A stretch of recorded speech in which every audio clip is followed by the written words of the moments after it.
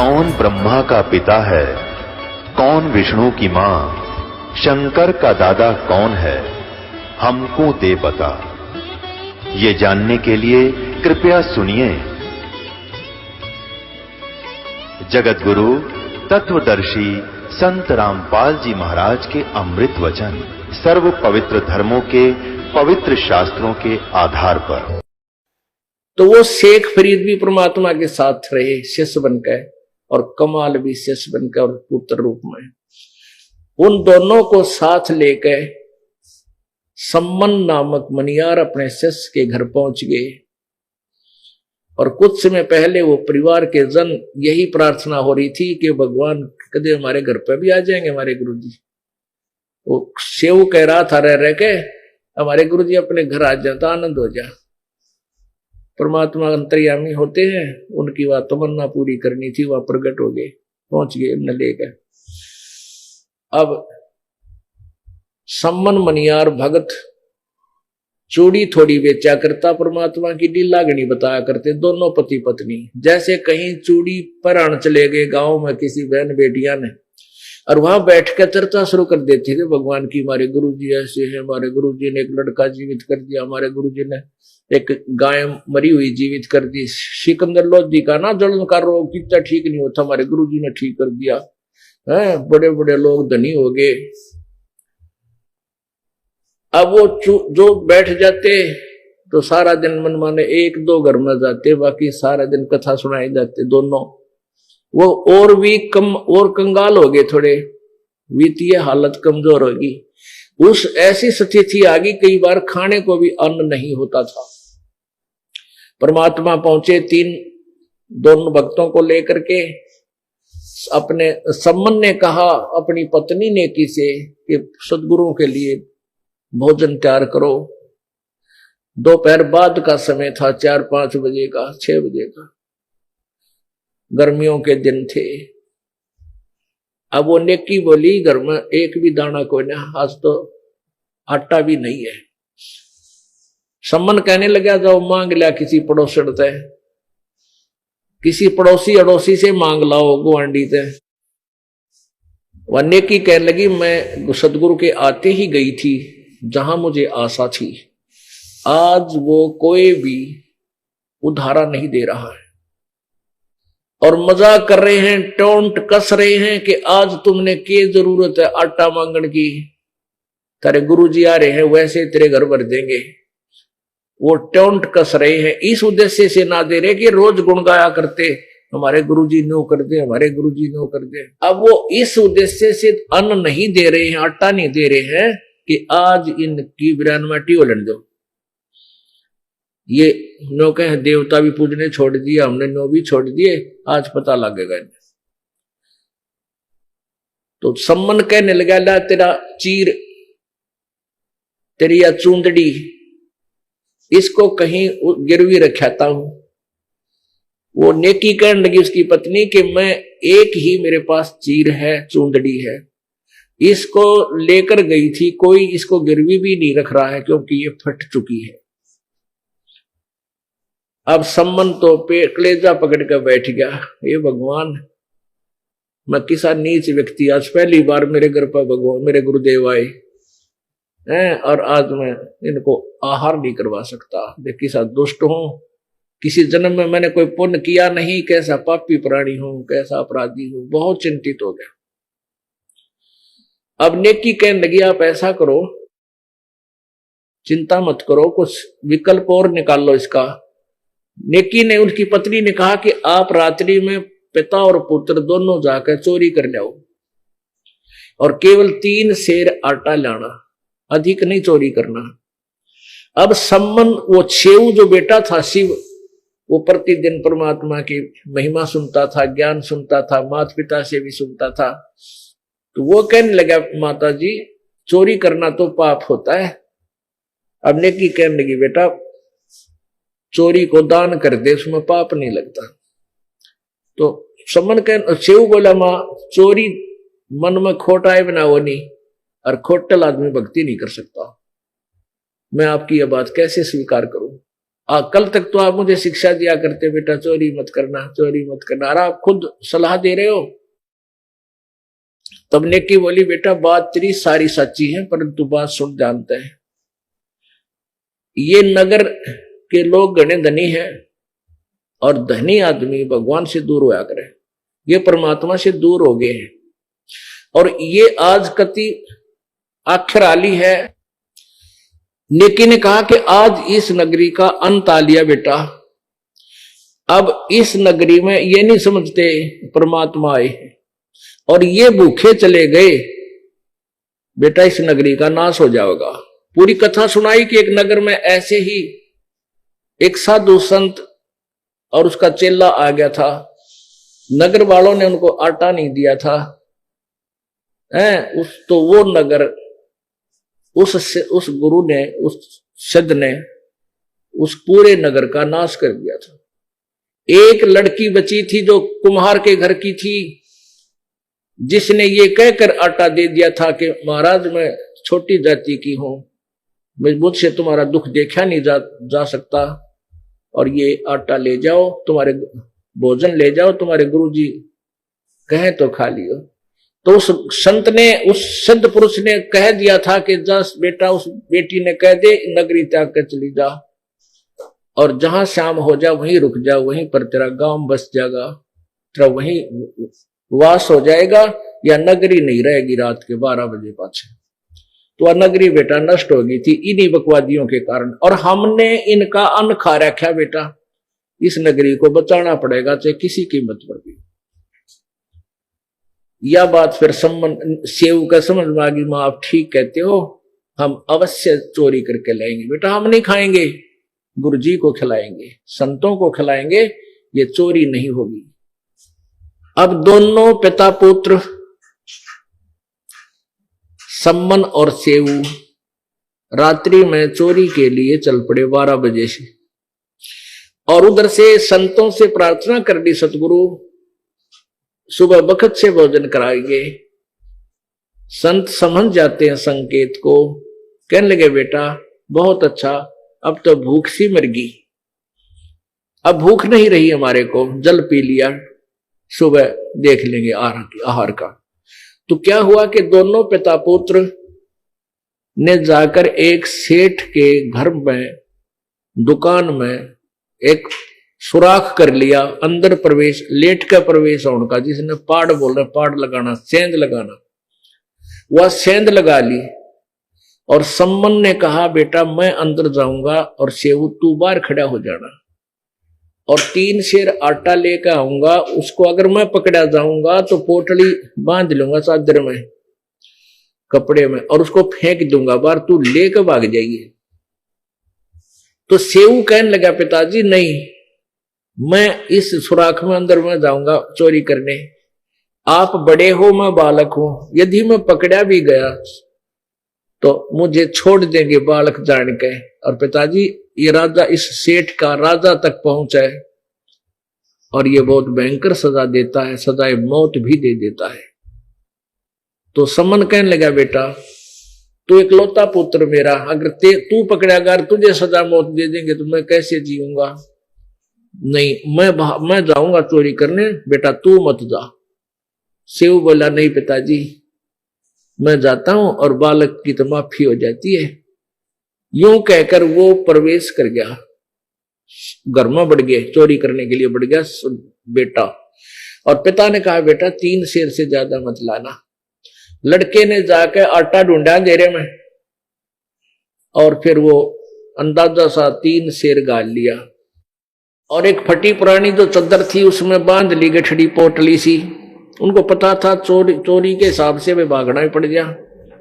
तो जो ही वो निकलने लगा तो एक तराजू रखी थी तखड़ी, उस तखड़ी पर पैर टिक गया, वो ऐसी उछल कर दोबारा उसी दूसरे तखड़ी के उस तराजू के पलड़े पाकर गिरी, खड़ाक जैसी आवाज आई, बाणिया उठ लिया, सेठ उठा, चोर चोर चोर। वो भागने लगा, उस सुराख में गया, पैर पकड़ के खींच लिया वो अंदर, और एक रस्से गिला और थाम का बांध दिया। उसी दौरान सेऊ ने वो पोटली जो आटा था बांध रखा था वह पोटली बार फेंक दी और कहा पिताजी लेकर भाग जाओ, मेरे को तो बढ़िया ने पकड़ लिया। अब सम्मन लेकर वो आटा घर पे आ गया और उधर से सेठ ने पहचान लिया, अरे तुम भगत बड़े फिरो थे, पाटकी पोल थरी पाटकी ने क्या क्या क्या खातर चोरी करी। उन्होंने बता दिया जी हमने खावा, हमारे गुरुजी आ रहे थे आज 3 जने भगत भी, और उनके लिए भोजन चाहिए था, हमारा था कोई ना, किसी ने उधारा भी ना दिया हमारे थी, हम तो उधारा मांगा थे। अच्छा थारे गुरुजी आ रहे हैं, अच्छा वो गुरुजी वो यहाँ में चोरी करा रहे, तड़के देखिए राजा ती बतावांगे, सारे जुलूस काट देंगे थारे गुरुजी का। अब वो लड़का और चिंतित हो गया, अकिया तो बनी सो बनी और गुरुजी की बेइज्जती और करेंगे इनमें कम में। उधर वो सम्मन लेकर गया आटे को, ले नेकी रोटी पोले। अब नेकी बोली कि बेटा कहाँ है, अब बेटा बनी ने पकड़ दिया। अब वही धारणा उसके मन में गई, पुण्यात्मा उसकी पत्नी नेकी कह कि तो बात बिगड़ेगी, लड़के ने पहचानेंगे और पहचान के ये फिर नो कहेंगे ये आ रहे चोरी करवाने, ये गुरुजी चोरी करवाने आते न, पहले चोरी नहीं करी कभी भी, ये तो गुरुजी को अपने भगवान को ये दुखी करेंगे, सजा दिलाएंगे हैं। इसलिए अपने पति से बोली कि वापस चला जा, सारी कहानी समझा दी उसने जल्दी जल्दी में, और लड़के का सर काट लिया ताकि पहचान ना सके। वह सोचे थी कि पहचान में आवा है इतना जल्दी। और दूसरा ये उद्देश्य था कि छोरे का सिर कट गया तो लाला जी घर रखा नहीं, फिर उसको लाश ने उसका मर्डर शर लग गया, वो की तौर पटकेगा उसने, फिर ठा लावांगे शेष बचे हुए शरीर को। ऐसा ही हुआ। अब हाथ में कर्द लेकर तेज चक्कू लेकर के वो सम्मन वापस चल पड़ा बेटे का सिर काटने के लिए। वहां जाकर आवाज लगाई उस सुराख में कि बेटा सेऊ एक बार 2 बात करनी है तेरे कान में, एक गुप्त बात बतलानी है, सिर बार निकाल ले। अब लाला जी से सम्मन सेऊ ने कहा बेटे ने कि लाला जी बार मेरे पिताजी खड़े हैं, 2 बात करन की कह रहे हैं, आपकी आज्ञा हो तो मैं बतला दूं, बात कर लूं। सेठ बोला है भाग जाओगे सारी जानू मत नहीं। अगर नहीं सेठ जी ढीला कर दे इस रस्से को, खोलिए मत ना, इतना ढीला कर दे कि मैं सिर बार निकाल के पिताजी के कान में बात बता दूं। अब सेठ ने सोचा भाई कि कोई ऐसी चोरी भी ना कर रखी और कर दे थोड़ा ढीला। रस्सा इतना ढीला कर दिया कि सेऊ ने सिर काट लिया द्वार से बाहर गली में। अब बाप था हाथ पाछे का पाछा रह गया, सर कटा नहीं बेटे का, क्योंकि ममता बहुत बुरी हो है। तब सेऊ ने कहा पिताजी, सेऊ को नहीं पता था पिता के में हथियार ले रहा है, लेकिन वो अपने मन की धारणा बताई कि पिताजी बात बिगड़गी, सेठ कह रहा है तुम नो करवाऊंगा, तुम चोरी करवाते, थारे गुरुजी करवाने आते हैं, तुम भगत बन रहे थे, ये गुरुजी की बेइज्जती करेंगे, और पिताजी मेरा सिर काट ले, तुम मेरा शीश काट ले, फिर ये सेठ डरता इस लाश ने भी बाहर फेंक देगा शेष शरीर ने। अब लड़के और कहा जब तू मेरा बाप है वास्तविक में तो आज मुझे परिणाम मुझे पहचान हो जाएगी, नहीं तो तू मेरा बाप नहीं है।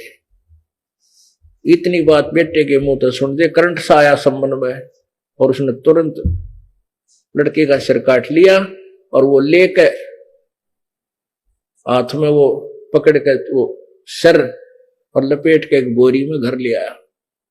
घर ला करके अलमारी में रख दिया एक ताक में, और नेकी तो बोला तू रोटी बना। नेकी बोली तू फिर उल्टा जा।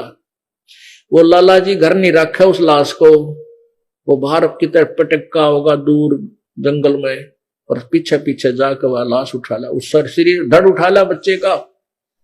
वो सम्मन फेर गया। लाला जी ने तो चौड़े भीड़ी धरती होगी, बात बिगड़ गई, तू मर गया।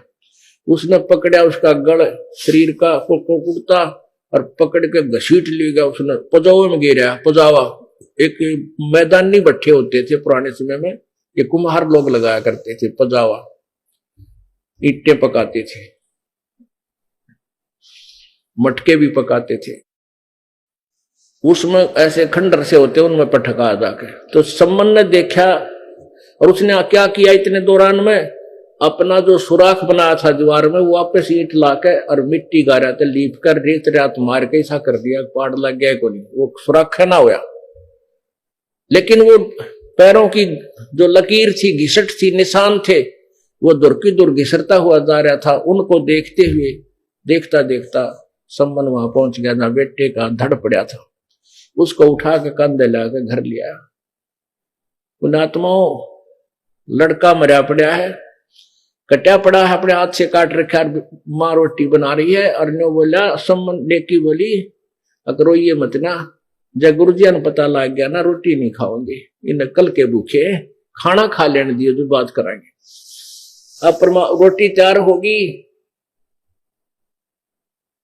और सम्मन ने वो तीन बर्तनों में डाल दिया। दोने होते मिट्टी के कसोरे का करते हमारे का ना, कुमार कत लिया करते ब्याह शादियों में पहले। आजकल तो ये पत्तल चाल पड़ी दूसरे टाइप के बन गए, प्लास्टिक से के कप हो गए।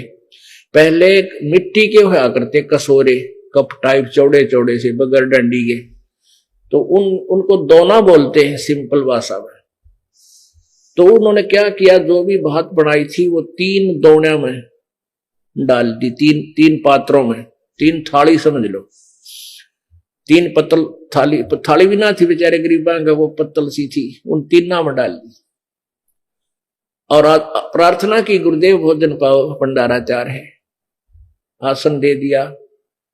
जब परमात्मा भी बैठ के, दोनों सेवक बैठ गए, तो परमेश्वर ने कहा कबीर जी ने कि भाई तुम भी आ जाओ और 6 जगह कर लो, इसने सारे बैठ के खावाएंगे, 3 हम और 3 तुम, और आज प्रेम से इकट्ठे बैठ के खाओगे, बेटा आ जाओ। अब आगे धर्म संकट में यह बात बिगड़ेगी, गुरु जी को पता चलेगा, नाटा नोटी बतेरी करी पर नहीं माने, तो वो 5 में डाल दी। 5 स्थान पर 5 विभाग कर दिए उस 3 जगह के खाने के। परमात्मा ने, कबीर जी ने कहा नहीं भाई 6 जगह करो। वो कहने लगे जी लड़का खेलन खेलन जा रहा है, देर तो होगा, कोई बात नहीं, आ जाएगा जब आओगा, पर 6 जगह करो। वो 6 जगह करवा दिया, राजाओ बैठ जाओ। अब उन ना मुश्किल में आचरी भाई लड़के के बारे में और गहराई से ना पूछ ले, कदे रोटी ना खावे, कहीं ये आहार ना करें गुरुदेव। तब परमात्मा ने कहा आओ सेव जीम लो ये प्रसाद प्रेम, बेटा चोर कटा शीश कटा कर चोरा के साधों के नितक सेम। ओए होए होए, सेव धड़ पर शीश चढ़ा और बैठा पंगत मां, और नहीं गहरा गर्दन कहियो ओ सेवक ना। बोलो सतगुरुदेव।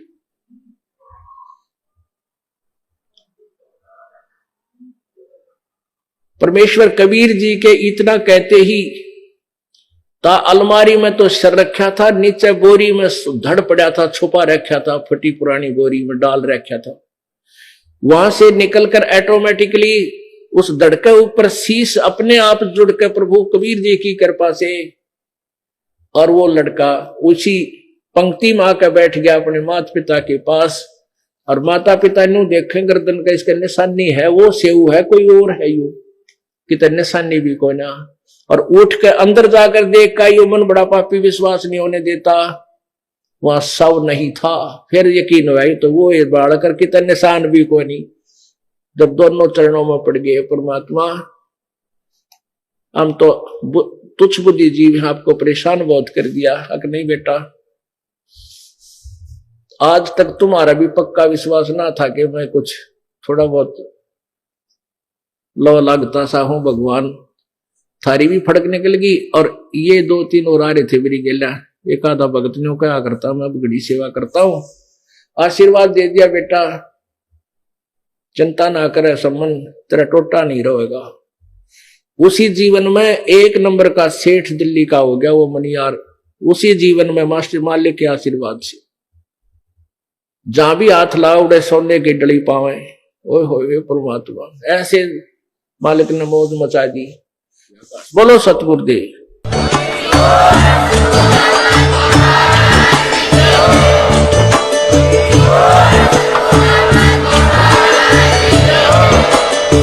सुन रहे थे जगत गुरु तत्वदर्शी संत रामपाल जी महाराज जी के मंगल प्रवचन। अधिक जानकारी के लिए विजिट कीजिए हमारी वेबसाइट www.jagatgururampalji.org। संत रामपाल जी महाराज जी के शुभ आशीर्वाद से पूरे विश्व भर में 500 से भी ज्यादा नाम दीक्षा केंद्र हैं, जिन पर संत रामपाल जी महाराज जी द्वारा ऑनलाइन निशुल्क नाम दीक्षा दी जा रही है। अपने नजदीकी नाम दीक्षा केंद्र का पता करने के लिए संपर्क करें 8222880541।